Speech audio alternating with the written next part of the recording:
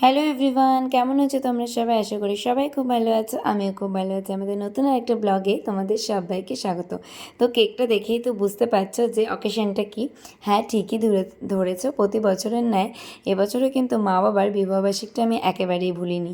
বিয়ে হয়ে গেছে মানে এই নয় যে এই স্পেশাল দিনটা আমি ভুলে যাব। তো মা বাবা কিন্তু একেবারেই ভুলে গিয়েছিল, আর ভাবেও নি যে আমি কেক অর্ডার করে মা বাবার জন্য অ্যারেঞ্জ করব। তো ওরা পুরোটাই অবাক হয়ে শকড হয়ে গিয়েছিল। তো যাই হোক, দেখো মা বাবার জন্য একটা ছোট্ট কেকের আয়োজন করেছি আমি। তো দেখো ওদেরকে দিয়ে জোর করে রীতিমতন মানে কি বলবো আর কি, বেঁধে ধরে কেক কাটানো হয়েছে। মাকে হচ্ছে কি বলেছে, না কাটতেই হবে। তো দেখো এখানে মা আর বাবা দুজনে মিলে কেক কাটলো। তো জীবনে তো এইটুকুই আছে বেঁচে, আর কি আছে বলো।